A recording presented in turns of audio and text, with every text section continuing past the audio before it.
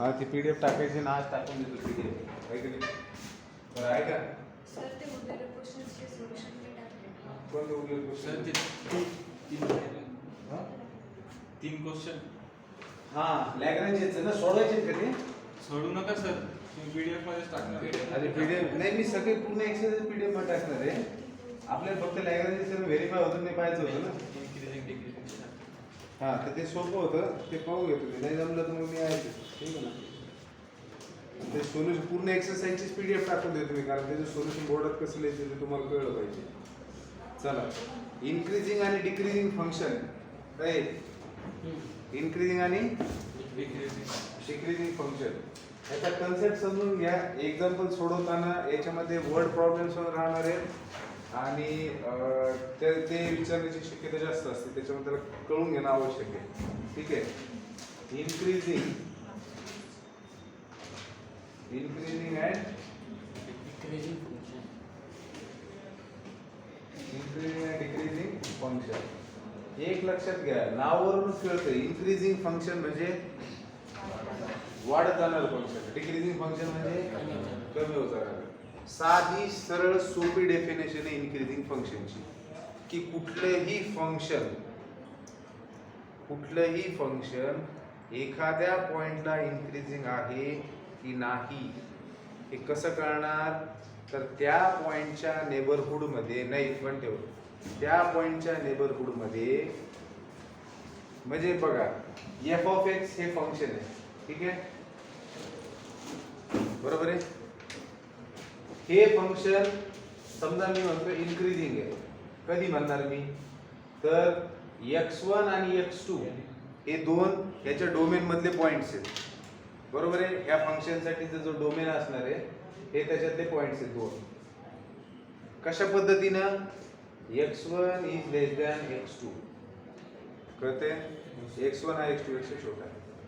मग जर x1 is less than x2 आहे आणि आपल्याला f of x1 is less than f of x2 भेटत असेल तर आपण म्हणणार फंक्शन इज इन्क्रीजिंग. कळते? म्हणजे याचा अर्थ काय झाला? इनपुट लहान आहे आणि आउट इनपुट, दोन इनपुट आहे तुमच्याकडे, त्यात एक लहान आणि एक मोठे, एक छोटे आणि एक मोठे. छोट्या इनपुट साठी छोटीच आउटपुट भेटत असेल आणि मोठ्या इनपुट साठी मोठंच आउटपुट भेटत असेल, याचा अर्थ फंक्शन इन्क्रीज होत चाललेलं आहे. कळतंय का? फॉर एक्झाम्पल ग्राफच्या साह्याने याला जर समजून घ्यायचं झालं तर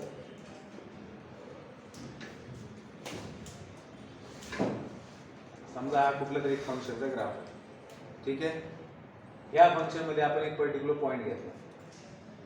या पॉइंट वरती हा समजा तुमचा ए आपण असं म्हणूया, तर हा काय होईल रे?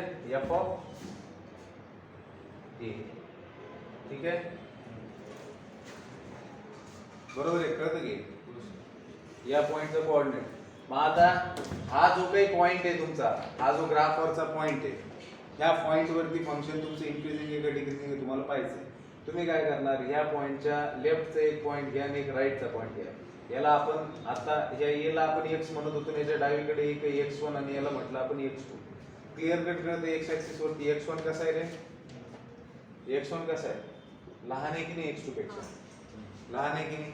आता या x1 ची व्हॅल्यू पहा.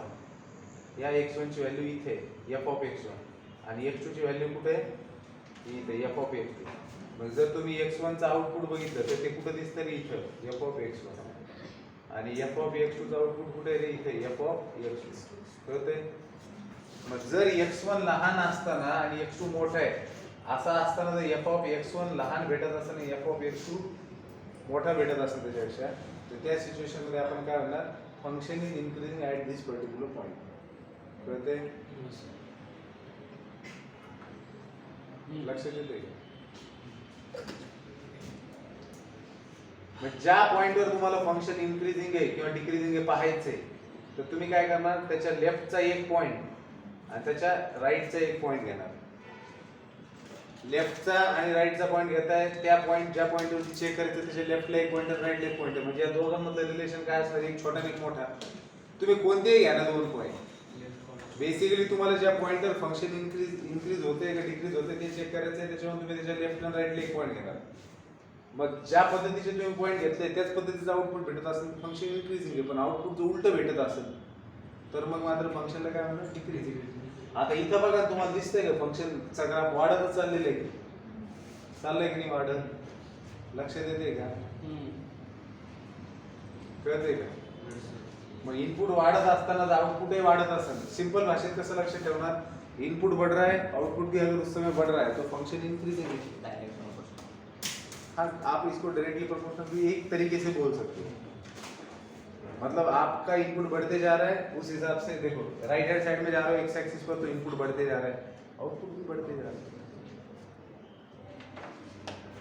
तो फंक्शन को क्या बोलेंगे? ये तो हो गया डेफिनेशन. लेकिन इंक्रीजिंग और डिक्रीजिंग फंक्शन में इंपॉर्टेंट चीज रहने वाली जो हमें पढ़ना है वो है फर्स्ट डेरिवेटिव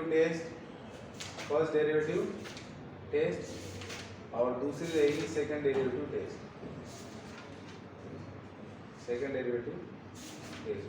जो हमें एग्जाम्पल सॉल्व करके यूज करते हैं. तो ये जो चीज अभी हमने देखी इंक्रीजिंग फंक्शन वाली, तो क्या इसको डेरिवेटिव के डेफिनेशन से बांध के कोई रूल बनाया जा सकता है? जैसे देखो डिविजिबिलिटी की टेस्ट देखी आपने कि किसी नंबर को 2 से डिवाइड कर सकते हो कि नहीं, इसके लिए एक टेस्ट है कि नहीं? किसी नंबर को 3 से डिवाइड किया जा सकता है कि नहीं, ये समझने के लिए कोई टेस्ट है कि नहीं? आप सीधा डिवाइड करते हो क्या? आप वो टेस्ट इस्तेमाल करते हो.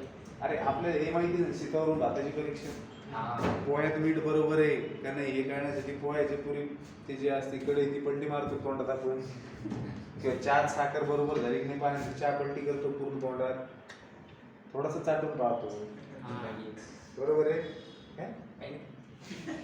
ह्युमन बीइंग ह्युमन मनुष्य.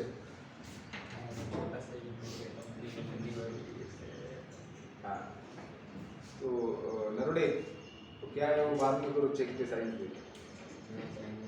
हाँ, जो भी हरकत कर रहे हो फालतू की. मैं क्या बोल रहा था बेटा? हाँ, तो टेस्ट क्यों? टेस्ट का मतलब क्या होता है कि कोई भी आप अगर अन्न पदार्थ भी बना रहे हो किचन के अंदर तो उसके अंदर ढंग से कुछ चीजें गिरी है कि नहीं, मतलब टेस्ट देखने के आप टेस्ट कर दे.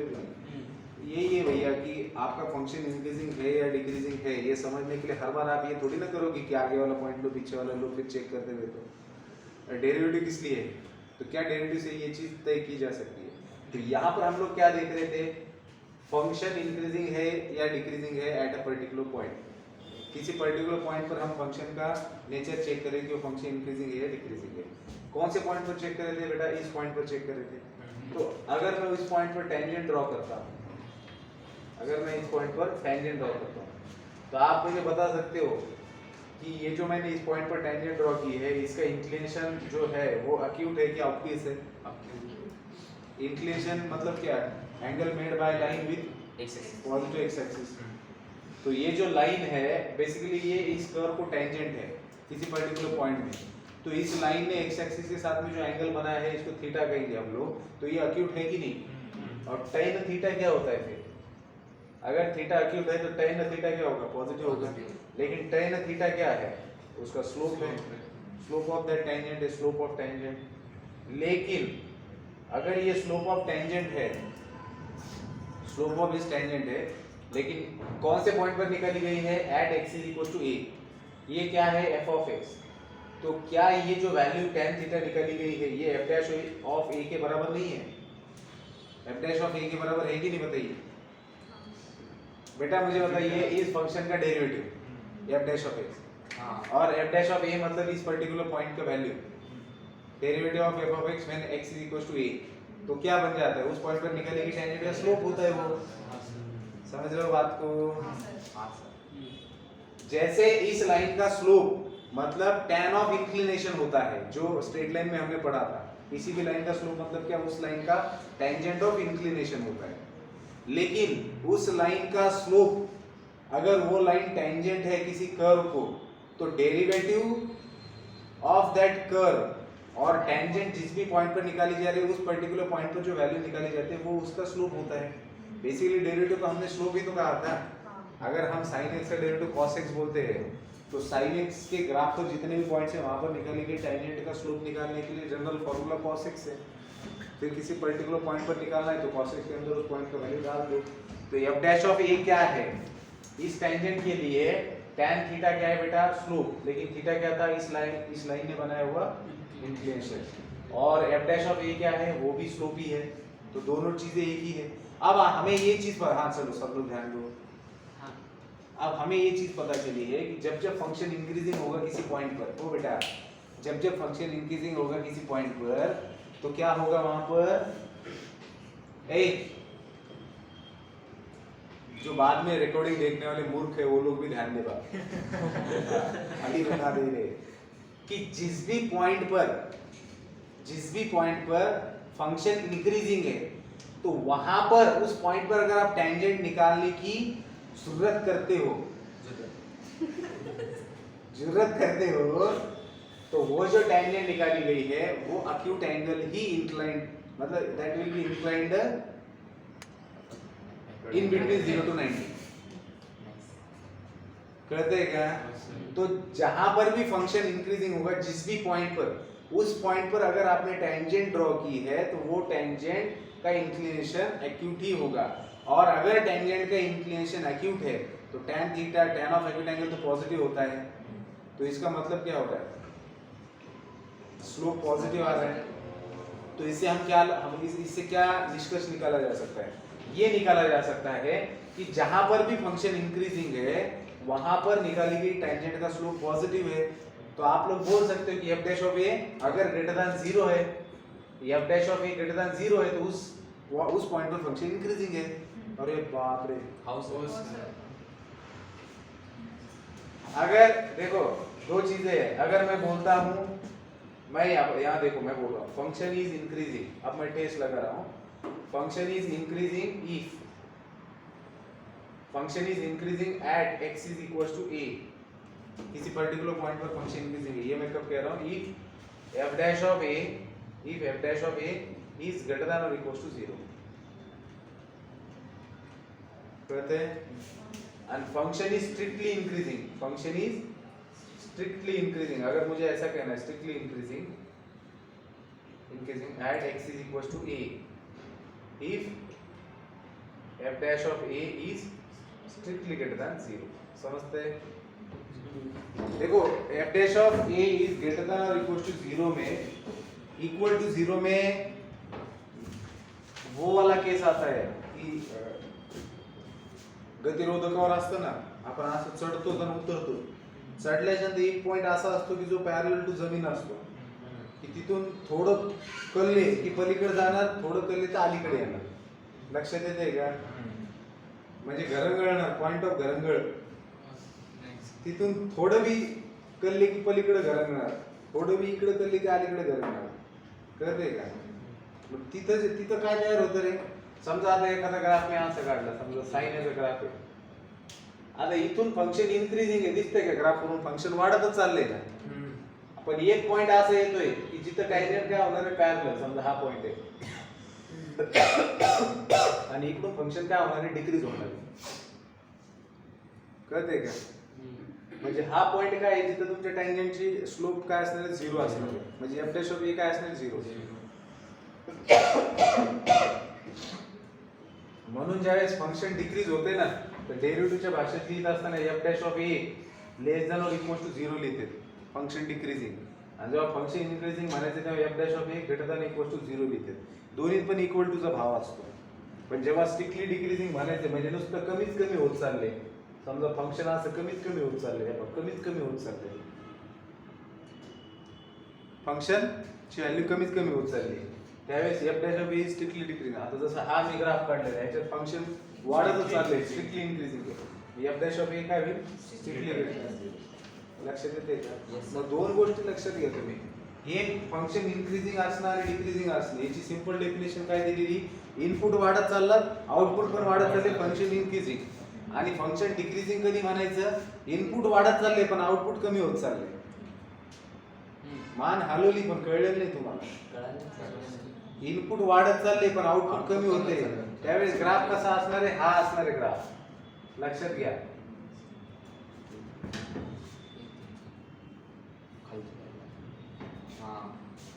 ये देखो, अगर मैं इस पॉइंट पर चेक करना चाहता हूँ कि मेरा फंक्शन इंक्रीजिंग है डिक्रीजिंग है, ये पॉइंट क्या है, x is equal to a है, ठीक है।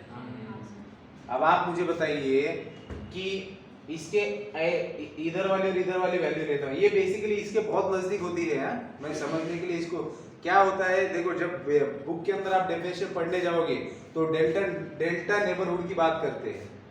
डेल्टा नेबरहुड मतलब क्या, आप जिस भी पॉइंट पर चेक करना चाहते हो कि फंक्शन इंक्रीजिंग है या डिक्रीजिंग है, तो वो कहते हैं कि आप एक नेबरहुड चुनिए उस पॉइंट का। नेबरहुड का मतलब कहते हो ना आपको शेजार।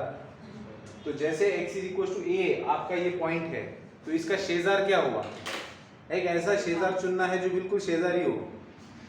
शेजारीचा अर्थ काय असतो, बिलकुल शेजारी, त्याच्यामध्ये कोणी असतो का, मी जेव्हा म्हणतो आम्हा शेजारी इकडून इकडून, तर त्याचा अर्थ काय आहे, कॉमन वॉल आहे। रोज असेल तर सेपरेट बंगले असतील तर कॉमन कंपाऊंड वॉल कॉमन आहे, कळतंय का। तर तो शेजार झाला ना, कळतंय का। मग इथं काय, इथं तुम्हाला नेबरहुड म्हणजे काय आहे, हे म्हणतात डेल्टा नेबरहुड। डेल्टा नेबरहुड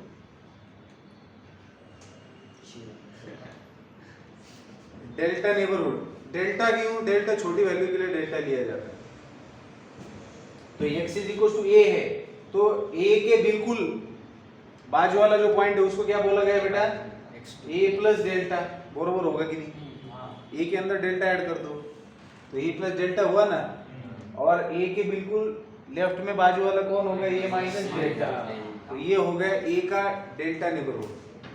अब ये एक्चुअल में ये दोनों पॉइंट्स a के बिल्कुल करीब वाले पॉइंट है ऐसा माना जाता है, लेकिन आप कभी कोई करीब वाले पॉइंट ले सकते हो क्या, नहीं।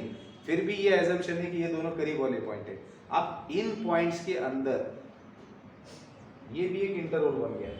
अब इनमें आप एक पॉइंट ले रहे हो यहाँ पर x1 और दूसरा ले रहे हो x2, कहते हैं क्या, मतलब कितने नजदीक पॉइंट की बात कर रहा हूँ मैं, समझ में आ रहा है, हाँ?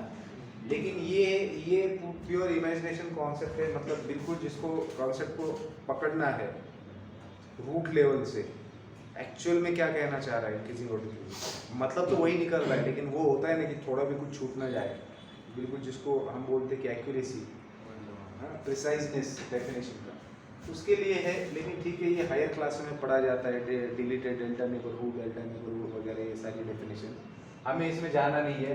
तो हम क्या कहते हैं, हम मोटे तौर पर देखते हैं, हम मोटे तौर पर क्या देखते हैं कि भैया इस पॉइंट पर फंक्शन इंक्रीजिंग है डिक्रीजिंग है देखना है ना, चलिए इसके राइट का एक पॉइंट ले, लेफ्ट के लिए हम भी मानते हैं कि हम बिल्कुल नजदीक वाले पॉइंट ले। अब इसका लेफ्ट में मैंने पॉइंट लिया x1, राइट में लिया x2। अब आप मुझे बताइए, देख के बताइए कौन बड़ा है बेटा, ऑब्वियसली x2 बड़ा है। लेकिन अगर बात करेंगे x2 के वैल्यू की, फंक्शन की वैल्यू की और x1 के वैल्यू की, तो कौन बड़ा दिख रहा है और कौन छोटा दिख रहा है, x1 is less than but f of x1 is greater than f of x2। यहाँ गंगा उल्टी बहती हुई नजर आ रही है। इनपुट तो बढ़ाया जा रहा है लेकिन आउटपुट घट रहा है। इनपुट बढ़ रहा है, देखो आगे जाओगे इनपुट बढ़ रहा है, आउटपुट क्या हो रहा है, घटते जा रहे हैं। ये बेटा इनपुट बढ़ते जा रहा है कि नहीं, आगे बढ़ते हुए इनपुट के साथ आउटपुट घटता जा रहा है। हाँ सर। यहाँ क्या हो रहा था, आउटपुट बढ़ रहा था कि नहीं, तो यहाँ बढ़ते हुए इनपुट के साथ आउटपुट घट रहा है, तो फंक्शन डिक्रीजिंग हो रहा है अपने आप। अब यहाँ जिस पॉइंट पर फंक्शन डिक्रीजिंग है वहां पर आप टेंजेंट निकालिए, तो जो इंक्लिनेशन बन रहा है ऑब्ट्यूज से सेकंड क्वाड्रेंट में जा रहा है और tan सेकंड क्वाड्रेंट में नेगेटिव होता है, तो ये बेसिकली क्या है, slope of this tangent is negative. लेकिन स्लोप कैसे निकल जाता है, f डैश ऑफ a से, तो अगर f dash of a less than 0 है तो फंक्शन क्या होगा, डिक्रीजिंग। आई बात समझ में। ये तो हमने देखा था कि f डैश ऑफ a अगर 0 होता है तो इसका मतलब क्या होता है, tangent is parallel to x axis at that point. उस पॉइंट पर निकाली गई टेंजेंट जो है वो पैरेलल टू x एक्सिस है।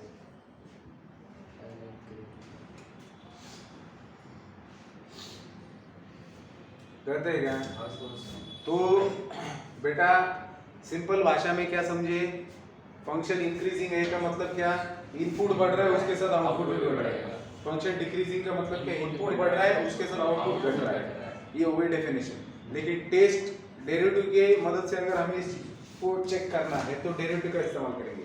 फंक्शन इंक्रीजिंग है, किसी पॉइंट पर चेक करना है तो उस पॉइंट पर डेरिवेटिव ग्रेटर देन और इक्वल टू 0 होना चाहिए। क्यों होना चाहिए? अभी हमने देखा कि अगर किसी पॉइंट पर फंक्शन इंक्रीजिंग है तो वहां पर निकाली गई टेंजेंट का स्लोप पॉजिटिव होता है, इसका मतलब f dash of a greater than और इक्वल टू 0 होना चाहिए। अगर फंक्शन डिक्रीजिंग है तो वहां पर निकाली गई टेंजेंट का स्लोप नेगेटिव होता है, मतलब f dash of a less than और इक्वल टू 0 चाहिए। तो हमने टेस्ट क्या इजाद की? सर ग्राफ एकदा वाढून जर कॉन्स्टंट झाला तर तो पण इंक्रीजिंग आहे का? देखो हम पॉइंट की बात कर रहे हैं, हम पूरे डोमेन की बात नहीं कर रहे। मैंने इसीलिए क्या कहा, f डैश ऑफ a कहा है, मैंने f डैश ऑफ x नहीं बोला। आप बिल्कुल सही पूछ रहे हो कि अगर कोई ग्राफ आपके पास ऐसा है, ऐसा जाता हुआ, हां तो यहाँ से आगे तो आपका ग्राफ कांस्टेंट है, ना बढ़ रहा है ना कम हो रहा है। तो इतने डोमेन के अंदर आप बोल सकते हो कि ना तो ये बढ़ रहा है, ना इंक्रीजिंग है, ना डिक्रीजिंग है, ये कांस्टेंट फंक्शन है। लेकिन हमें कभी भी क्या पूछा जाता है, किसी पर्टिकुलर पॉइंट पर आपका फंक्शन इंक्रीजिंग है या डिक्रीजिंग है। हम डोमेन की बात नहीं कर रहे हैं, किसी पूरे डोमेन के अंदर फंक्शन इंक्रीजिंग, क्योंकि पॉसिबल ही नहीं बताना ना। पूरे डोमेन के अंदर कैसे बताओगे आप?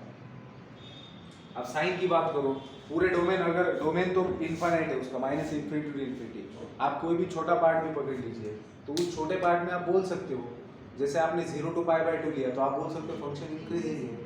लेकिन पाई बाय 2 से लेकर तो 90, पाई बाय 2 से लेकर तो 180, 90 से लेकर तो 180 तो फिर से डिक्रीजिंग है फंक्शन। समझ रहे हो बात को? हाँ सर। ठीक है, तो ये बात समझ में आनी चाहिए कि डोमेन के अंदर बिहेवियर कैसा है। अब बहुत बार देखो,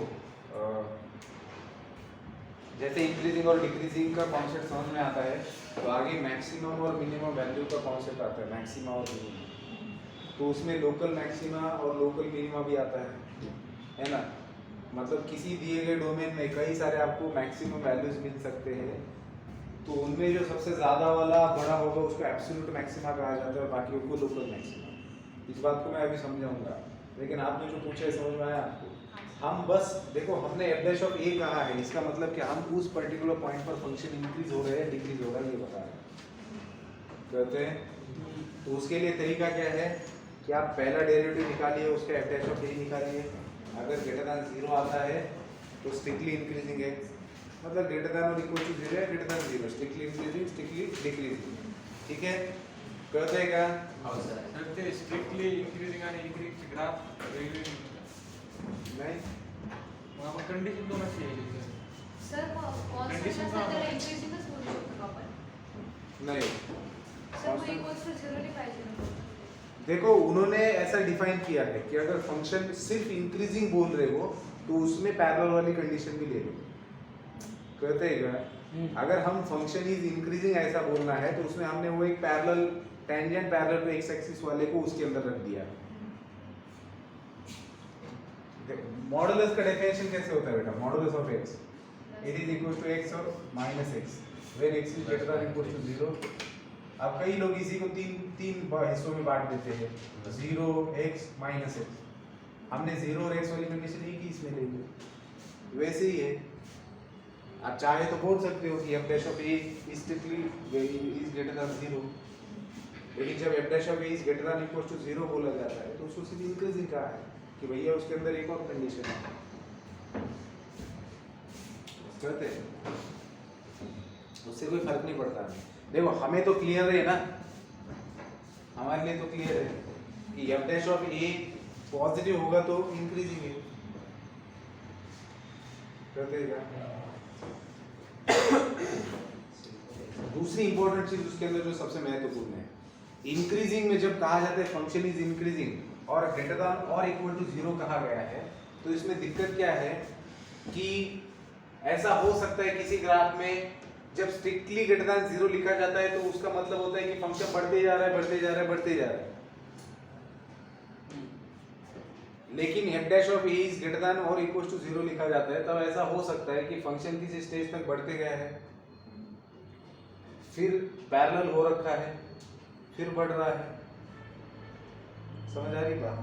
तो यहाँ से यहाँ तक अगर मैं देखना चाहता हूँ तो उसमें मुझे दो चीजें दिखाई दे रही है। यहाँ से यहाँ तक फंक्शन बढ़ा, फिर कुछ देर तक नॉर्मल रहा, मतलब f डैश ऑफ a 0 रहा, फिर वहां से इसने ऊपर जाने की पकड़ ली।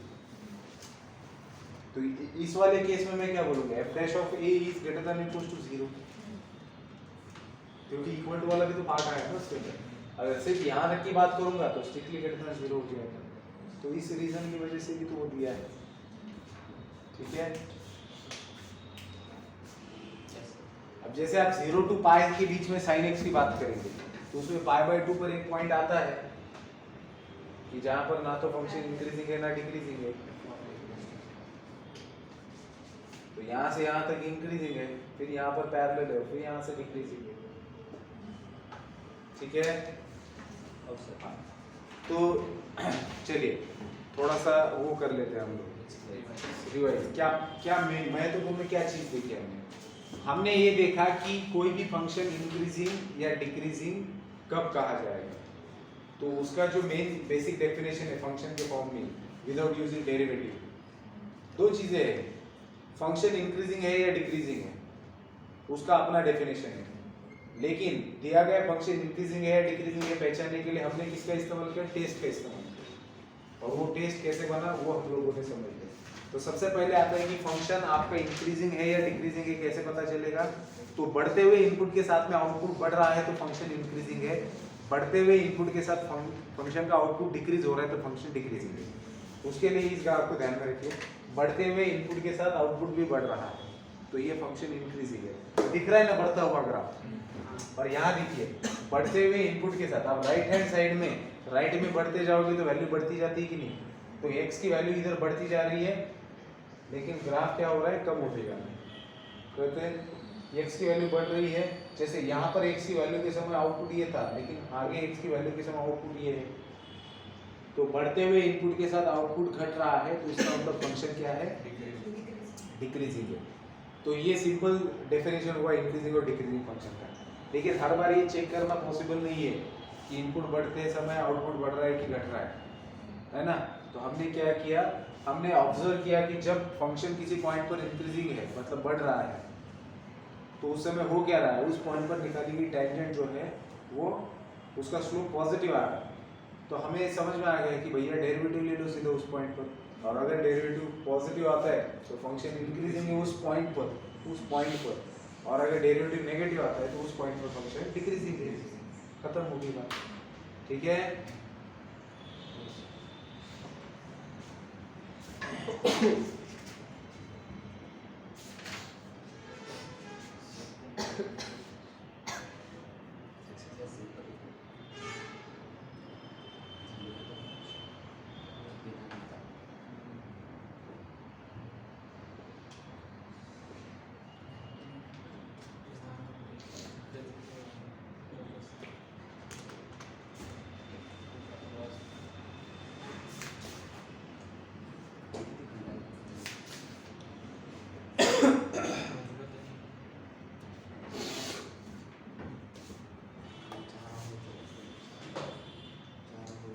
अब अगर देखो एफ डैश ऑफ ए हम लोग निकाल रहे हैं, हमें पॉजिटिव नंबर मिलता है तो हम बोल सकते हैं कि उस पॉइंट पर फंक्शन इंक्रीजिंग है। उस पॉइंट पर लेस देन 0 आता है तो हम बोल सकते हैं नेगेटिव आ रहा है तो भैया उस पॉइंट पर डिक्रीजिंग है।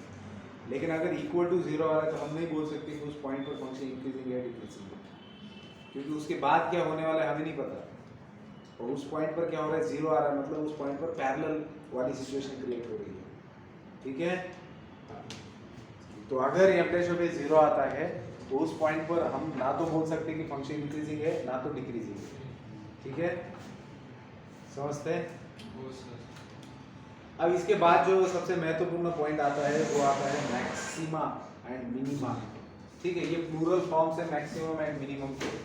सर मग डिक्रीजिंग मध्ये पण इक्वल्स टू 0 आलं पाहिजे। क्या चीज, फंक्शन इज डिक्रीजिंग मध्ये डिक्रीजिंग काय झालं सर आपण इंक्रीजिंग मध्ये f dash of a equals to और ग्रेटर दॅन 0 घेतोय ना, तर मग डिक्रीजिंग मध्ये पण लेस दॅन और इक्वल्स हाँ मैं लेते ना f dash of a is less than or equal to 0 function decreasing, f dash of a is strictly less than 0 strictly decreasing, ठीक है। ए आणि हाँ, तो maxima and minima, maxima and minima, maxima जो है that is a plural form of maximum and minima is plural form of minimum. हमें क्या करना है, किसी भी फंक्शन का मैक्सिमम और मिनिमम वैल्यू फाइंड आउट करना है। कळतंय का काय? एखादं फंक्शन आहे, त्या फंक्शनची जे काय डोमेन दिला असेल त्याच्यामध्ये तुम्हाला त्याची मॅक्सिमम व्हॅल्यू काढायची। कसं काढणार ते? त्याचा जर ग्राफ असेल तुमच्याकडे तर जो हायेस्ट पॉइंट आहे तो त्याची मॅक्सिमम व्हॅल्यू झाली, कळते? आणि लोएस्ट पॉइंट असेल तर मिनिमम झाली.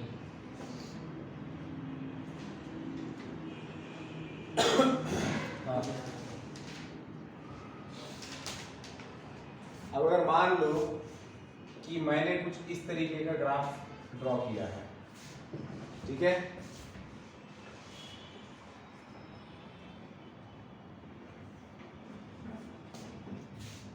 काय झालं, का बरं हसताय? हा? ते मला ते विचित्र दिसतो मी. नाही सर, खाली ते सर. असं ते आपल्याला पाहिजे हे फंक्शन दिलेलं आहे आपल्याला, बरोबर आहे? ह्या फंक्शनची मॅक्सिमम आणि मिनिमम व्हॅल्यू सांगू शकतात का तुम्ही? हो. कोणत्या पॉइंट वरती असेल? तर मिनिमम आणि थोडा मॅक्सिमम असतं. ते जिथं कर खाली होते यू ह्या फंक्शन मध्ये सगळ्यात कमी व्हॅल्यू कुठे दिसतील हे? तिथं. हा. ठीक आहे, हा. ही सगळ्यात कमी आणि ही सगळ्यात जास्त आहे. बरोबर आहे? हो सर. तर सगळ्यात पहिली गोष्ट लक्षात घ्या की f डॅश ऑफ a 0 असेल तर तिथं तुम्हाला त्या फंक्शनची मॅक्सिमम किंवा मिनिमम व्हॅल्यू भेटण्याचा चान्स आहे, कळते? हा, मी काय बोललो, f डॅश ऑफ a 0 असेल तर मग आता तुम्ही मला सांगा, हा पण पॉइंट आहे की जिथं डेरिव्हेटिव्ह काय येतोय 0 येतोय, हा पण पॉइंट आहे जिथं डेरिव्हेटिव्ह 0 येतोय, हा पण पॉइंट आहे जिथं डेरिव्हेटिव्ह 0 येतोय आणि हा पण पॉइंट आहे जिथं डेरिव्हेटिव्ह 0 भेटला, कळतंय? मग ही मिनिमम व्हॅल्यू, ही पण मिनिमम व्हॅल्यू, ही मॅक्सिमम व्हॅल्यू, ही मॅक्सिमम व्हॅल्यू, कळतंय? हा, मग जिथं डेरिव्हेटिव्ह 0 येते तिथं तुम्हाला काय भेटणार आहे? मॅक्सिमम नाहीतर मिनिमम व्हॅल्यू. सगळ्यात पहिलं हे लक्षात ठेवा. काय त्या पॉइंटला व्हॅल्यू मॅक्सिमम तरी असणार आहे किंवा मिनिमम तरी असणार आहे. मग आता जर दोन ठिकाणं अशी असतील की जिथं डेरिव्हेटिव्ह 0 येते, आता इथे 4 ठिकाण म्हणजे एक तर मॅक्सिमम किंवा मिनिमम, बरोबर आहे? आता ग्राफ असल्यामुळे आपल्याला कळतं इथे मिनिमम आहे, इथे मॅक्सिमम आहे, परत इथे मिनिमम आहे. आता गंमत बघा, काय गंमत? गंमत तयार झाली, गंमत इथे करतो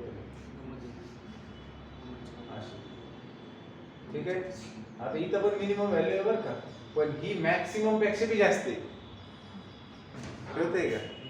ऍक्च्युअल मध्ये ही मिनिमम आहे पण ही मिनिमम मॅक्सिमम पेक्षा जास्त आहे. आता हे सगळं घोळ काय आहे तुम्हाला सांगतो. सगळ्यात पहिले काय लक्षात घेतलं आपण की जिथं पण व्हॅल्यू तुमची मॅक्सिमम किंवा मिनिमम असेल तिथं डेरिव्हेटिव्ह काय असणार आहे? 0 असणार, बरोबर? बरं, आता ह्या पॉइंटला बघूयात आपण की जिथं डेरिव्हेटिव्ह 0 येते, हो, त्याच्या डावीकडे आणि त्याच्या उजवीकडे काय घटित होईल? तर हे ज्यावेळेस मी डावीकडे उजवीकडे म्हणतो त्यावेळेस बिलकुल एक्झॅक्टली लेफ्ट मध्ये त्याच्या डावीकडे बिलकुल एक्झॅक्टली राईट मध्ये त्या उजवीकडे असतं, म्हणजे मध्ये काही गॅप नाही पाहिजे. मी ज्यावेळेस हा पॉइंट घेतो ह्या पॉइंटच्या बिलकुल एकदम डावीचा आणि एकदम उजव्याचा, पण आपण कळावं म्हणून काय करूया, थोडंसं लांब लांब घेऊया, बरोबर? मध्ये एवढा मोठा गॅप असणार आहे का रे? मी एकदम जवळचा घेतोय बरं का.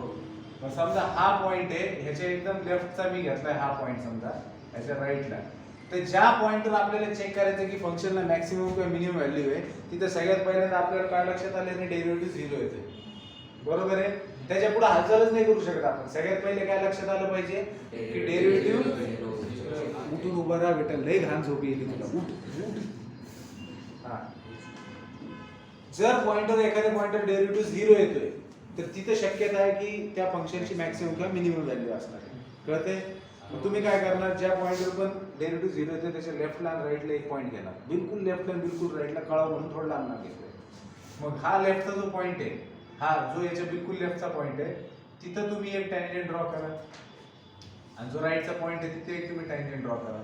मला सांगा ही जी टँजेंट ड्रॉ केलेली ऑब्विसली हिचा स्लोप काय असणार आहे? पॉझिटिव्ह आहे की नाही? का करायला वाढवत नाही, ॲक्यूट अँगल बनवते.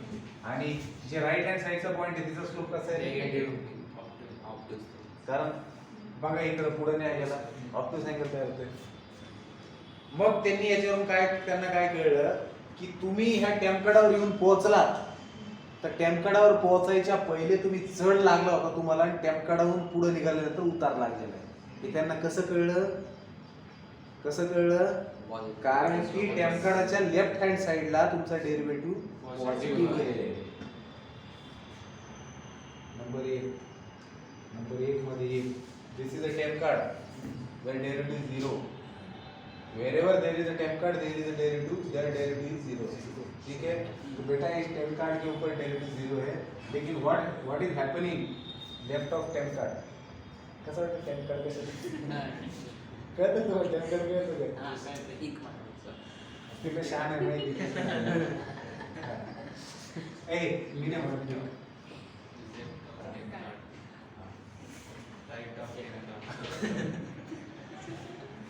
तो इसके लेफ्ट में क्या हो रहा है बेटा? f dash of a is greater than 0. तो ये जो लेफ्ट में घटित हो रहा है इसको मैं क्या करूंगा? f dash of a minus delta बोल दूं? a माइनस h बोलतो आपल्या भाषेत. a minus h. थोडंसं लेफ्टला a च्या तुला कळतंय का रे? हे खुन्नस नको त्याचं नीट पाहिजे. हा x is equal to a, हा a माइनस h म्हणू शकतो का नाही आपण? हा, आणि हा a प्लस h.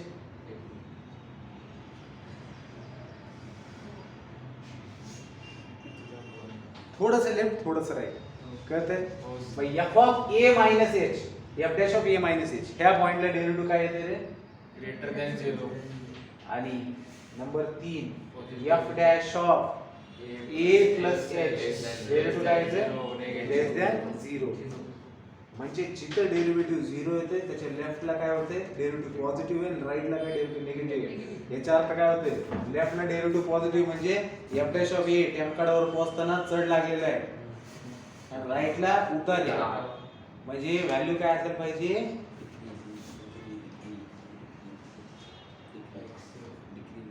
म्हणजे a at x is equals to a, at x is equals to a value काय पाहिजे? मॅक्सिमम.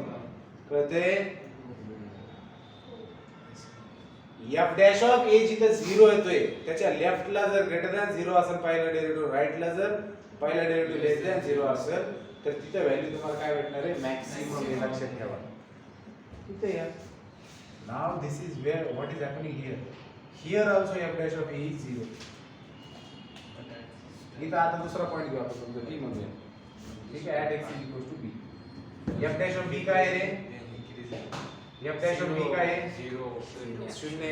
म्हणजे एक तर फंक्शन मॅक्सिमम पाहिजे किंवा मिनिमम पाहिजे. कसं कळणार?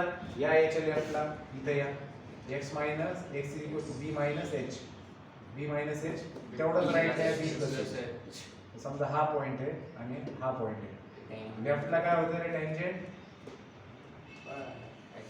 लेफ्टला बघा ऑप्टिस अँगल आहे की नाही? निगेटिव्ह. म्हणजे number 2 f dash of b च्या लेफ्टला लेस दॅन 0 आहे. आणि राईटला काय होतंय? ग्रेटर दॅन 0 आहे. म्हणजे ह्या पॉइंट पर्यंत पोहोचूच तर डावीकडून उताराने येत होते तुम्ही. डावीकडून उतार होता, उताराने आले त्या पॉइंटला पोहोचले, राईटला चढ लागलेले तुम्हाला. कळतंय का? जेव्हा असं होत असेल तेव्हा तुमचा त्या पॉइंटवर काय असणार आहे? at x is equals to b function has minimum value. कळतंय का? मग आता मला सांगा परत इथं टेम्पकड आलंय बघा. आता ह्या टेम्पकडावर परत पोहोचूच तर डाव्या बाजूने जर तुम्ही जायला लागले तर काय होतंय रे? डाव्या बाजून चढ लागलं की नाही? आणि परत त्याच्या उजव्या बाजूला उतरला आहे, म्हणजे व्हॅल्यू इथे जी भेटायली ती कशी भेटायली रे? Maximum. मॅक्सिमम. कळतंय? परत पुढे आले तुम्ही, परत यहाँ पर क्या हो रहा है रे? यहाँ से आए तो उतार, यहाँ से आए तो चढ़. इसका मतलब क्या हुआ? Minimum value. लेकिन बेटा इसमें दिक्कत है, एक फंक्शन को कितने मिनिमम और कितने मैक्सिमम वैल्यू देंगे आप लोग? गायतने जैसी बातें मत मैंने ये आपको नहीं पूछा था सवाल, ये उस तरीके का सवाल था जो समझाते वक्त आदमी बोलता है ना, अरे एक फंक्शन में कितने वैल्यूज को मैक्सिमम और मिनिमम बोलोगे, तो मैक्सिमम कब कहना है और मिनिमम कब कहना है इसको क्लियर करो सबसे पहले. तो जायचं का पाटील पाहुणेदारच घड्याळीकडे बघायला पाटील आहे. हे कळलं का महत्वाचं काय? एखाद्या म्हणजे एखाद्या फंक्शन मध्ये त्या पॉइंटर व्हॅल्यू मॅक्सिमम आहे का मिनिमम आहे हे कळलं का नाही? त्यासाठी क्रायटेरिया काय आहे? त्या पॉइंटर पहिले तर डेरिव्हेटिव्ह 0 पाहिजे, त्याच्या डाव्या बाजूला चढ पाहिजे, उजव्या बाजूला उतार पाहिजे, तर तिथं फंक्शन मॅक्सिमम आहे. एफ डॅश ऑफ ए 0, डावीकडून जात आहे उतार, उजवीकडे जात आहे चढ, व्हॅल्यू मिनिमम.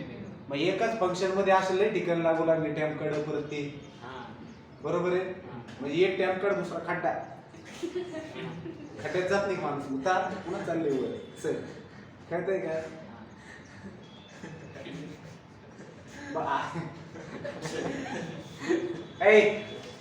मग दोन मॅक्सिमम आहेत नाही तर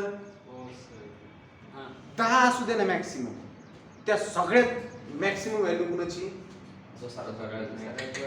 म्हणजे कोणीतरी एक असेल जे सगळ्यात जास्त असेल ना व्हॅल्यू, त्याला म्हणणार तुम्ही ऍब्सोल्यूट मॅक्सिमम व्हॅल्यू.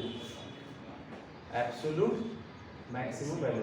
त्या फंक्शन मध्ये भरपूर असे मॅक्सिमम व्हॅल्यू देणारे पॉइंट्स आहेत, पण त्यांच्यातल्या त्यांच्या सगळ्यात जास्त व्हॅल्यू ज्याची त्याला काय म्हणणार? Absolute maximum value. म्हणून त्याला मग आता भरपूर मॅक्सिमम व्हॅल्यू आहेत. There are so many maximas and amongst them जो भी सबसे ज्यादा होगा that will be the absolute maximum. और ये क्या हो गया फिर? Local maximum value. इसको क्या कहेंगे? Local maximum. जो सबसे ज्यादा है उसके बिलो जितने भी है वो लोकल मैक्सिमम.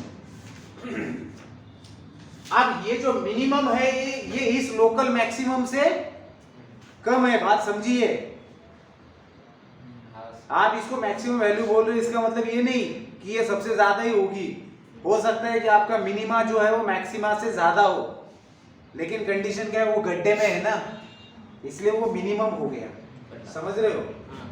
ये वैल्यू अगर देखा जाए तो इससे ज्यादा है, लेकिन इसको हम मैक्सिमा बोल रहे हैं क्या? नहीं, क्योंकि इसके लेफ्ट में उतार है और राइट में चढ़ है. करेगा? तो बेटा ये जितने भी मैक्सिमम वैल्यूज होते हैं उन सब में जो ज्यादा उसको बोलेंगे एब्सोल्यूट मैक्सिमा, बाकी हो गए लोकल. ठीक है? और मिनिमम के बारे में भी ये सबसे कम है ना, तो ये हो गया absolute minimum value. Absolute minimum value. ठीक है? और ये होगी लोकल मिनिमम. आता याला जर समजून घ्यायचं झालं तर असं समजून घ्या, पिक्चर मध्ये दाखवतेच बघा, ह्या एरियाचा भाई तो त्या एरियाचा भाई, तर ते लोकल असतात ते, आणि त्यांच्या सगळ्यांचा जो हायेस्ट असतो तो झाला ऍब्सोल्यूट भाई. Absolute maximum, ultra pro max आणि खालचा नोकिया. कॅन्सर. कळलं का तुम्हाला हे?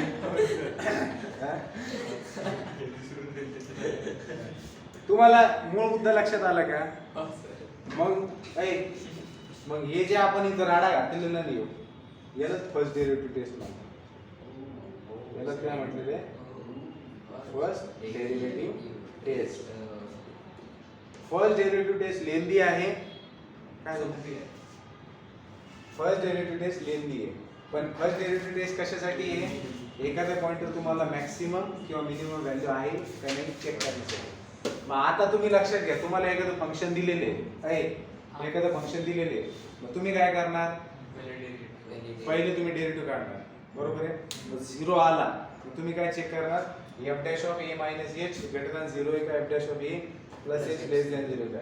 असं जर काही भेटलं तर तुम्हाला काय करायचं, त्या पॉइंटला फंक्शनची व्हॅल्यू काय आहे, मॅक्सिमम. हे बघा लक्षात कसं ठेवायचं, मॅक्सिमम किंवा मिनिमम कसं लक्षात ठेवणार, तो पॉइंट आहे म्हणजे f dash of a, तिथं 0 आलं पाहिजे. डावीकडे जर ग्रेटर दॅन 0 लगेच कळतं नाही, पण हे लक्षात ठेवा ना, चढ आणि उतारवाला लक्षात ठेवायचं. तुम्ही असं मनातल्या मनात जरी केलं, टॅम्प कार्डची डावी बाजू म्हणजे पॉझिटिव्ह जायला पाहिजे, टॅम्प कार्डची उजवी बाजू निगेटिव्ह यायला पाहिजे. कळते, खड्ड्यात चालली टॅन्जंट कसं मोठा अँगल बनतोय, चालले तुम्ही खड्ड्यात चालली, अशी खड्ड्यात जाताना उतार आहे म्हणजे कळतंय का, आणि खड्ड्यातून वर निघताना चढ लागतो ना, म्हणजे जिथं f dash of a जिथं 0 आहे त्याच्या डाव्या बाजूला काय होईल, f dash of a less than 0 उतार आहे. कळतंय का, हे असं डोक्यात इमॅजिन करता आलं पाहिजे, तरच हे लक्षात राहिले. तर कन्फ्यूज होतात मग तुम्ही की बाबा जिथं मिनिमम आहे तिथं लेफ्ट हँड साईडचा जो समजा त्या पॉईंटच्या लेफ्ट हँड साईडला जे घेतलेलं ते लेस दॅन 0 आहे. याच्यात कन्फ्युजन होईल का जर कळलेलं असेल तर, कळतंय ना, बरं लिहायचंय तुम्हाला,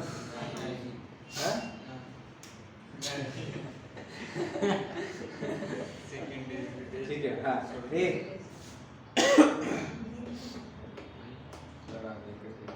शांत बस.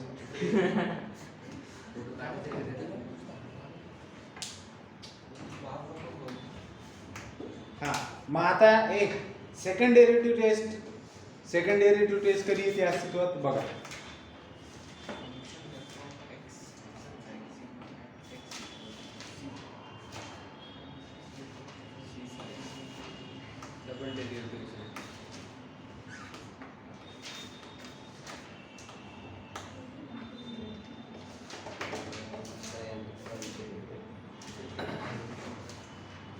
सेकंड डेरिव्हेटिव्ह टेस्ट जास्त प्रॅक्टिकल आहे आणि तिचा जास्त वापर करतात, पण जर सेकंड डेरिव्हेटिव्ह टेस्ट फेल झाली तर मग मात्र फर्स्ट डेरिव्हेटिव्ह टेस्टचा वापर केला जातो. आणि जर फर्स्ट डेरिव्हेटिव्ह बी टेस्ट फेल झाली तर त्या पॉईंटला ना तर फंक्शन मॅक्सिमम असतं ना मिनिमम असतं, त्याला पॉईंट ऑफ इन्फ्लेक्शन म्हणतात. ठीक आहे, इन्फ्लेक्शन INFLEXION इन्फ्लेक्शन. जिथं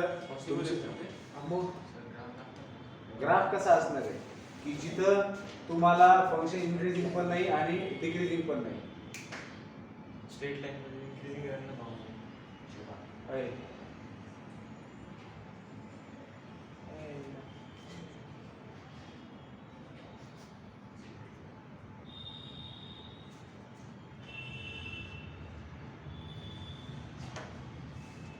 थोडंसं असं पतलं घेऊन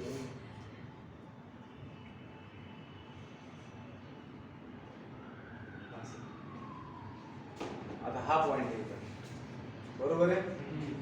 आता एक तर तुम्ही इथं टँजंट अशी पॅरलल काढू शकत, बरोबर आहे. दुसरी गोष्ट याच्या लेफ्टनं तुम्हाला इन्क्रीज होताना दिसते, पण राईटनं काही दिसते का डिक्रीज होताना, तुम्हाला फंक्शन इन्क्रीजिंग कधी म्हणता येतं, लेफ्टचा इन्क्रीज झाला राईटचा डिक्रीज झाला तर कळतंय का. मग हा पॉइंट ऑफ इन्फ्लेक्शन असतो की याच्या लेफ्ट मधून स्ट्रेट लाईन आहे का, स्ट्रेट लाईन मध्ये थोडंसं झुकाव असतो ना आपल्याला, असं आतमध्ये मोडलेली असते त्याची. पुष्पा म्हणायचं मला पुष्पा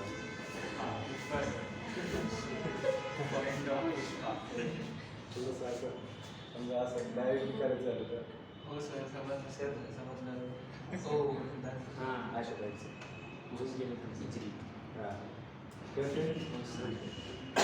सेकंड डेरिव्हेटिव्ह टेस्ट काय म्हणते, त्याच्यामध्ये पहिली कंडिशन आवश्यक आहे की f dash of a is equal to 0, बरोबर आहे. मग तुम्ही परत काय करणार, f dash सिंगल डेरिव्हेटिव्ह काढणार.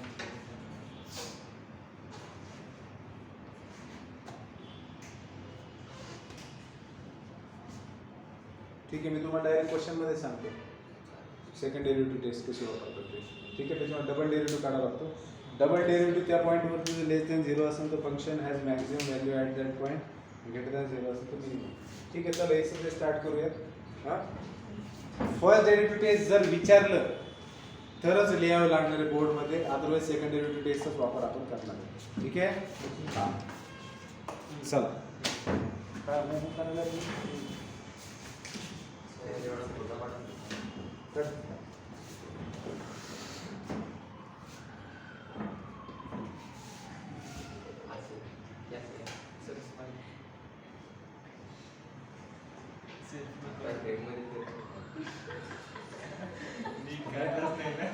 नाही आलं मी. बोर्ड चाललं हं? बोर्ड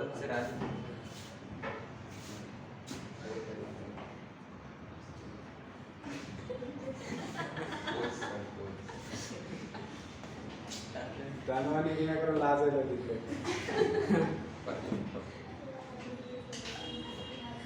काय दिलं ए भाऊ तू फोटो काढ आणि चल पुढे. काढला टाकला लय पागल आहे मुली. चला एक्सरसाइज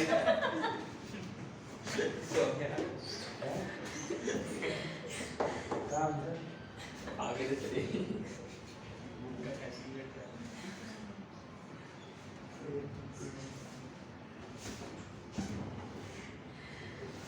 चला बरं. Exercise 2.4 test whether the following functions are increasing और डिक्रीजिंग. हे तर सोपा प्रश्न आहे. पहिला प्रश्न आहे तुम्हाला टेस्ट करायचं आहे की दिलेले फंक्शन इन्क्रीजिंग आहे का डिक्रीजिंग आहे. ठीक आहे. तर इन्क्रीजिंग किंवा डिक्रीजिंग असण्यासाठी काय आपल्या जो कंडिशन रे एकदा 1 घ्यायचे तर 2 घ्यायचे. हा नाही एकदा आउटपुट वाढत चालला इनपुट आपण वाढत तर आउटपुट तो बोलने से पहले सोचा करो बेटा. डेरिवेटिव अरे अभी तो टेस्ट देखा ना बेटा हमने कि अगर कोई भी फंक्शन इंक्रीजिंग है या डिक्रीजिंग है वो बात दुरुस्त है कि जो आपने बोली है कि इनपुट बढ़ते जा रहा है तो आउटपुट भी बढ़ते जाएगा. लेकिन उसके लिए हमने डेरिवेटिव से क्या सीखा कि अगर किसी पर वो आप देखो यहाँ पर सीधा पूरे डोमेन के अंदर पूछा है, पर्टिकुलर पॉइंट पर पूछा है क्या. उन्होंने क्या पूछा है test whether the following functions are increasing और डिक्रीजिंग.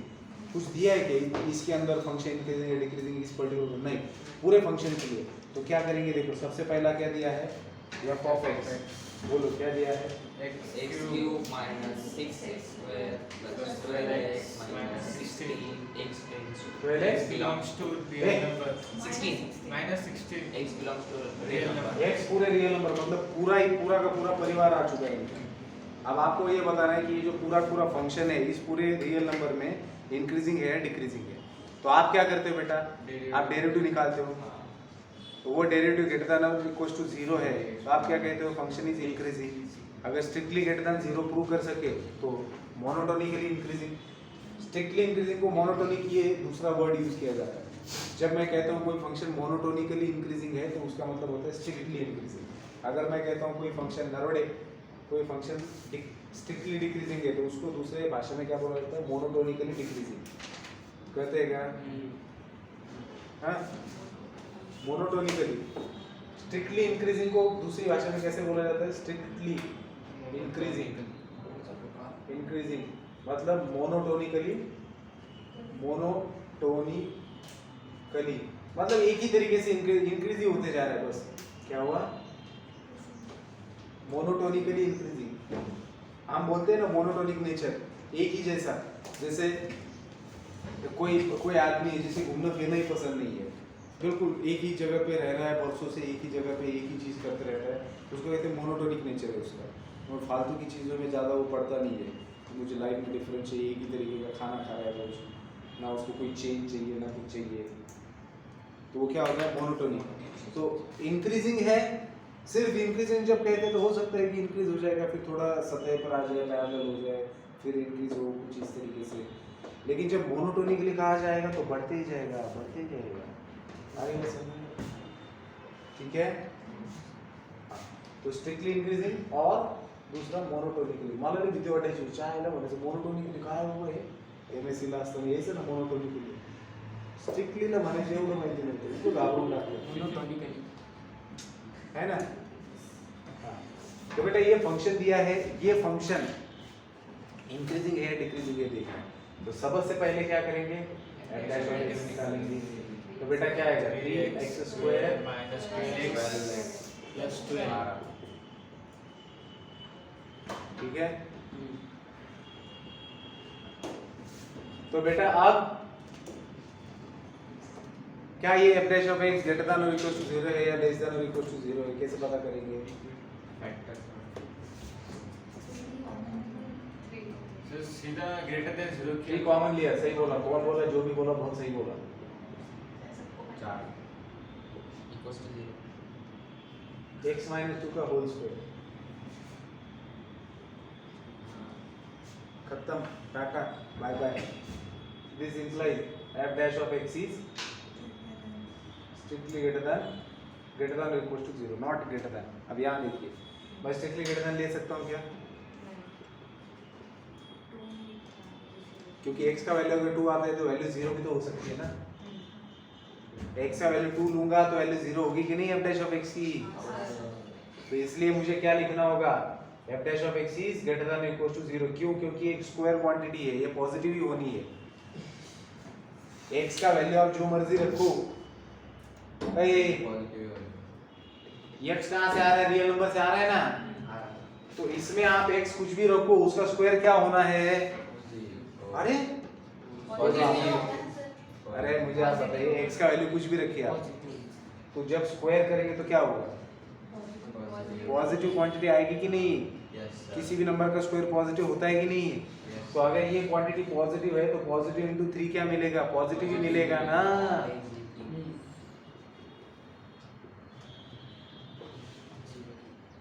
अगर x का वैल्यू 2 रखते हो तो 0 आएगा, मतलब f dash of x का वैल्यू ये है, और क्योंकि ये स्क्वायर क्वांटिटी है तो f dash of x positive ही बनना है, और एक ही केस में 0 बन सकता है। इसलिए हम लिख रहे हैं कि f dash of x greater than और इक्वल टू 0 हो सकता है, और ऐसे सिचुएशन में हम क्या बोलते हैं? Function is f of x is increasing. Monotonically बोल सकते हैं क्या? ठीक है। अगर इस डोमेन में से 2 हटा देते तो मोनोटोनिकली इंक्रीजिंग हो जाता है। ये जो x बिलोंग्स टू r लिखा है ना, यहाँ पर अगर r - 2 कर देते, x बिलोंग्स टू r - 2 मतलब रियल नंबर में से 2 छोड़ के कोई भी वैल्यू x को दिया जा सकता है, तो ये मोनोटोनिकली इंक्रीजिंग हो जाएगा। मतलब वो 2 पे कांस्टेंट आ रहा है क्या? 2 पे कांस्टेंट नहीं आ रहा है आपको, पता नहीं 2 पे कांस्टेंट होगा क्या, लेकिन वहां पर वैल्यू 0 मिल रही है आपको। मतलब उस पॉइंट पर फंक्शन ना तो इंक्रीजिंग है ना तो डिक्रीजिंग है, उसके बाद पता नहीं क्या होगा।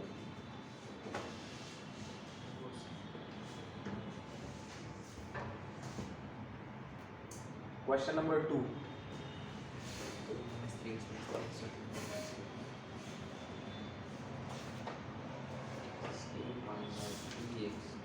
To minus 3x plus 3x square minus x cube belongs to real number. हाँ बेटा बताइए।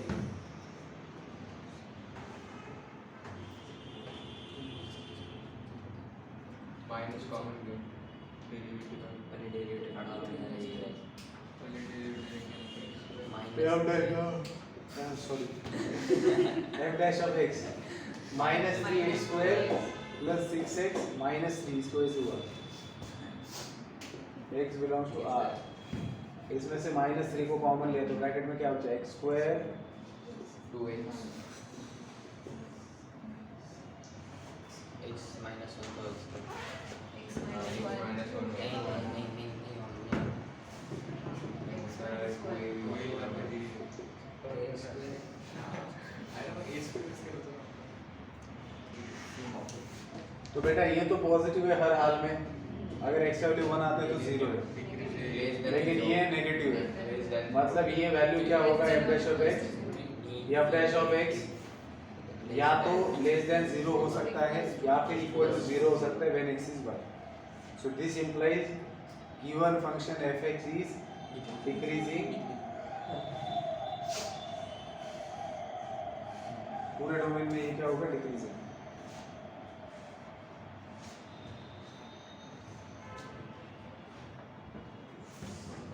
लिया ली रे, अरे बाप, चल गया पटकन फोटो करूंगा और से सॉल्व हो जाएगा।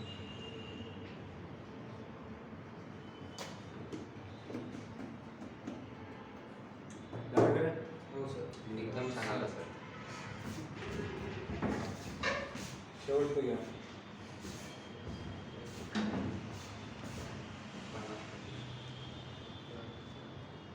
मी आज सकाळपासून विघ्न झालो. कोण सर? हा? सकाळपासून.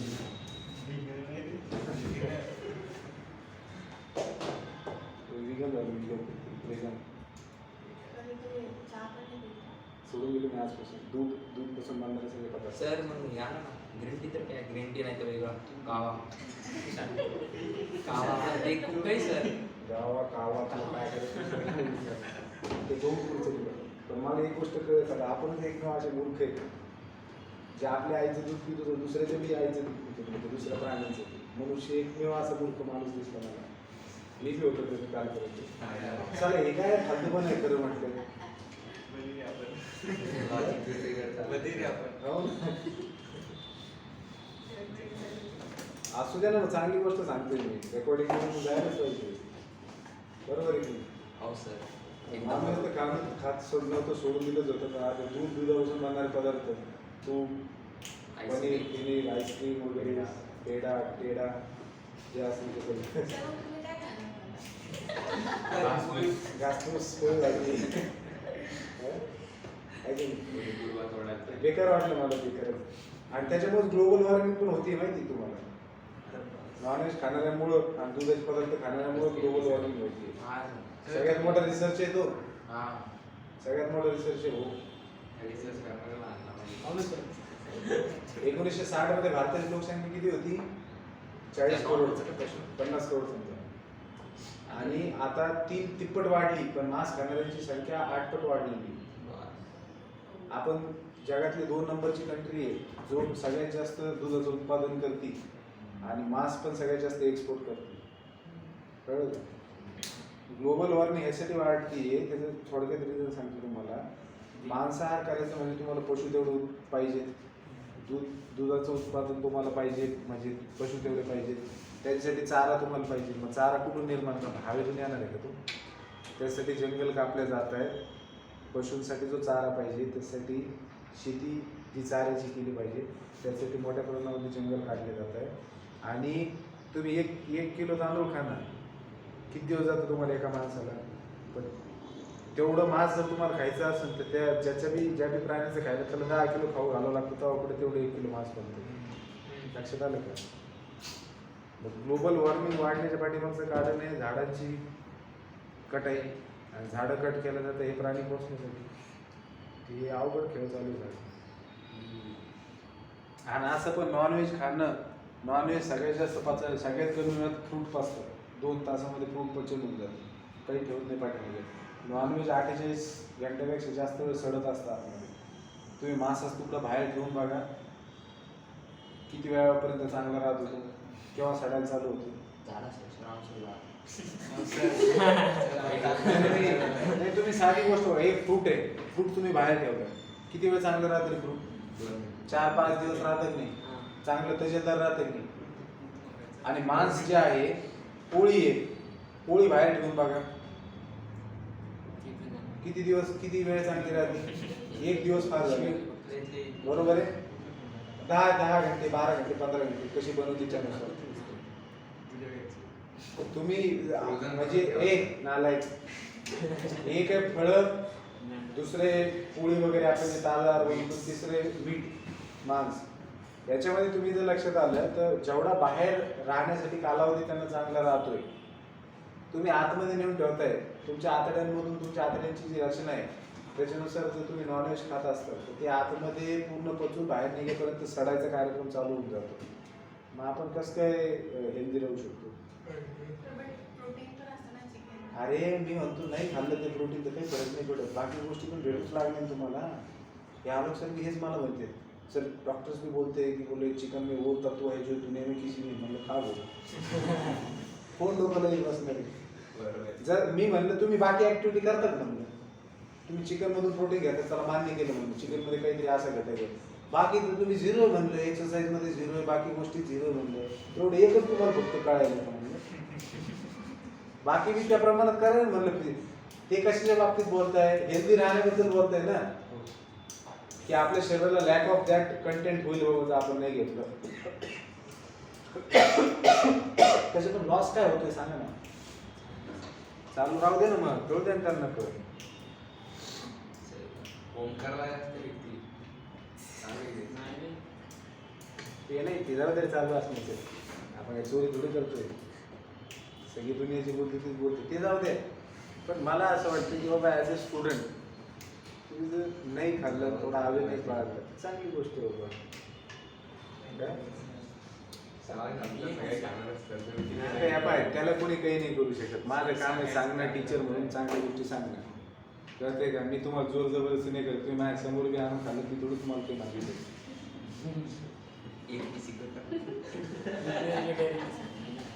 कळतंय का मी माझ्याबद्दल निर्णय घेण्यासाठी स्वतंत्र आहे मी फक्त सांगायचं काम करू शकतो तुम्ही तुमच्या जीवनाबद्दल निर्णय घ्यायला स्वतंत्र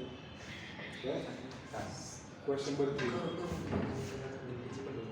सर तुम्ही घरी गणपती कोण करता मग मग पेढे नाही खाणार तुम्ही नाही खाणार. नाही खाणार माझ्या घरी तर आठवड्यातून 4 वेळेस पनीर बनतं पनीर कोणी खाणार सर आई देता नाही तुझी इकडे तरी आहे.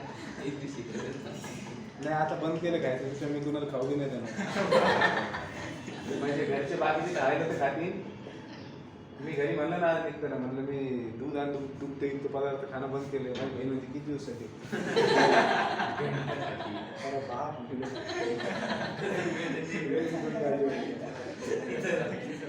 त्याने किती दिवसासाठी म्हणून हसायला लागले दोघे ठीक आहे चला एफ डॅश ऑफ एक्स काय येईल f dash of x x derivative 1 a minus 1 by x derivative minus 1 upon x square तर काय आलं रे 1 plus 1 by x square for all x belongs to R सांगा मला एफ डॅश ऑफ एक्स कसा असणार पॉझिटिव्ह हा हे पाय 1 मध्ये आपण ऍड करतो ही क्वांटिटी पॉझिटिव्ह आहे की म्हणजे टोटल क्वांटिटी काय होणार positive F dash of x strictly greater than 0 आहे इथं 0 होण्याची शक्यता आहे का नाही म्हणून तुम्ही म्हणू शकता F of X is monotonically increasing और strictly sir X is not equal to अच्छा हा नाही नाही नाही एक 0 बी असू दे ना त्यांनी सांगितलं तर ठीकच आहे एक्स ची व्हॅल्यू तुम्ही 0 नाही घेऊ शकत इथं एक्स ची व्हॅल्यू हा सॉरी इन्फायनाइट होईल ना म्हणून एक्स ची व्हॅल्यू 0 नाही पाहिजे करेक्ट म्हणजे r मायनस 0 वाला सेट घेतलं ठीक आहे आणखी 15-10 मिनिटं घेऊ आपण थोडं घेऊ चला क्वेश्चन नंबर 2 आज आपण हा धडा संपवायचा म्हणलं ना तर आपल्याला डायरेक्ट 4 तास पर्यंत बसावं लागतं हा? तिसरा राऊंड काय म्हणतात सर आता ना सेकंड क्वेश्चन मध्ये 3 घ्या हा सेकंड क्वेश्चन मध्ये हा 3 घेऊ बरोबर find the values of x for which the following functions are strictly increasing शब्दरचनेवर ध्यान द्या ऐ शब्दरचनेवर ध्यान द्या रे f ऑफ x काय दिलेले स्ट्रिक्टली इन्क्रीजिंग ग्रेटर अरे नालायक f ऑफ x त्याने दिले 2x³ - 3x² 12x -12x + 6 तो बेटा ये आपका फंक्शन दिया हुआ है हाँ, और आपको कहा गया है कि x का वैल्यू निकालिए अगर ये फंक्शन स्ट्रिक्टली इंक्रीजिंग है मुझे बताइए if this function is strictly increasing what we have f dash of x is greater than strictly greater than 0 equals to कोण असतो अरे नालायक त्यांनी सांगितले क्वेश्चन मोनोटोनिक काय ते नाही सांगतो स्ट्रिक्टली मोड स्ट्रिक्टली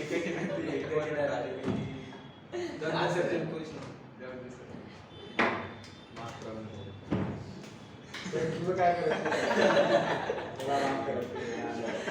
ए लक्षात घे प्रश्न त्यांनी क्लिअर कट धडधड म्हटले find the values of x for which the following functions are strictly increasing strictly म्हणजे monotonically monotonically f dash of x is greater than 0 strictly increasing म्हणजे f dash of x is strictly greater than 0 yes sir अब f dash of x क्या है आपके pass 6x square minus 6x minus 12 is strictly greater than 0 आता हे तुम्हाला ते method of interval माहिती बरं की याला सोडवण्यासाठी सोपी पद्धत सांगा हां याच्यातून 6 कॉमन निघालू शकतो का रे हो, सर. पुन्हा काय x square minus x -2 0 बरोबर तिकडे बरोबर आहे x - x equals to याचे काय फॅक्टर्स विक्टर पडतील का पडतील ना पडतील ना काय नाही म्हणती -2 + 1 बघायचं नाही झालं संपलं तिच्यासाठी क्लास संपलेला आहे आपल्याला टाकून दिले तिने आता बस काय करायचं जरा पडतील इथेच नाही -2 + 1 -1 -2 * 1 -2 Wankhede sorry Narwade x equals to minus म्हणजे काय झालं x minus two x plus 1 आता मेथड ऑफ इंटरव्हल ने याला सोडवायचं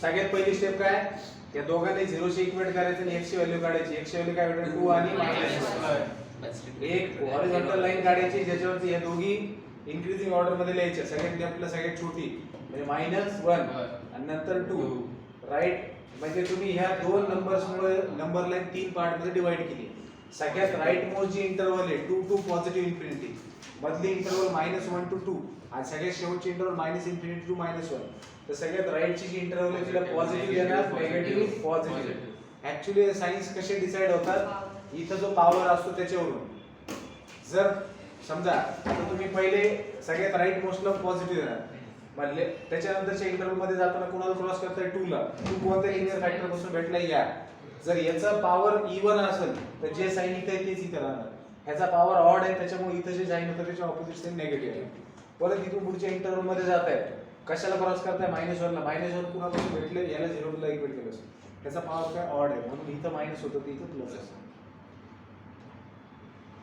ते पण असं जाते जर ह्याची आपल्याला गरजच पडणार नाही आपले फॅक्टर्स लिनियरच असणार आहेत त्याच्यामुळे प्लस मायनस प्लस लिहायचे सगळ्यात राईट मोस्ट मध्ये प्लस नंतर मायनस प्लस ठीक आहे आता काय बघणार आहे तुम्ही हा आता इथं काय दिलेले स्ट्रिक्टली ग्रेटर दॅन 0 जर लेस दॅन 0 असतं हे पहा ग्रेटर दॅन 0 असेल तर x ची व्हॅल्यू पॉझिटिव्ह इंटरवल्स मधून येणार जर लेस दॅन 0 असतं तर x ची व्हॅल्यू निगेटिव्ह इंटरवल मधून येणार म्हणजे ही इनइक्वालिटी सॅटिस्फाय होण्यासाठी x ची व्हॅल्यू काय असू शकते तर हे सगळं झाल्यानंतर सगळ्यात शेवटी काय पाहायचं की ही जी व्हॅल्यू आहे ही ग्रेटर दॅन 0 आहे का लेस दॅन 0 ग्रेटर दॅन 0 असेल तर पॉझिटिव्ह इंटरवल मधून x ची व्हॅल्यू येणार म्हणजे x belongs to -infinity to -1 strictly greater than म्हणून ओपन इंटरवल राहणार union open interval 2 to positive infinity लक्षात येते कळतंय मग तुम्ही बघा -1 आणि 2 च्या मधला कोणताही नंबर ह्याच्यात ठेवून पहा हे सॅटिस्फाय नाही करणार समजा -1 आणि 2 च्या मध्ये 0 येतं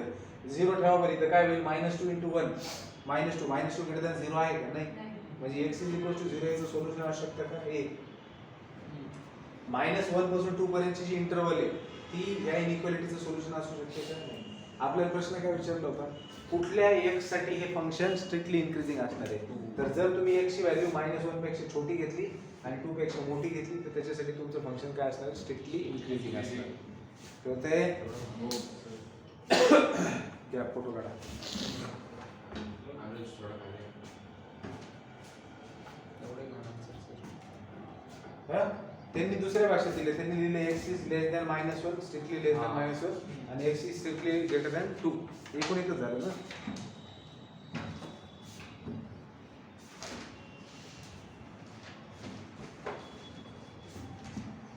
संपली आहे माझी.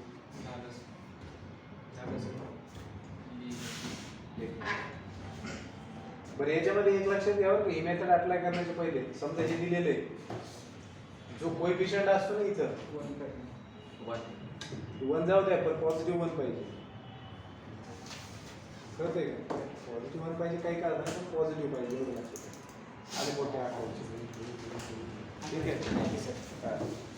आपण भेटूयात लगेच 15 मिनिटानंतर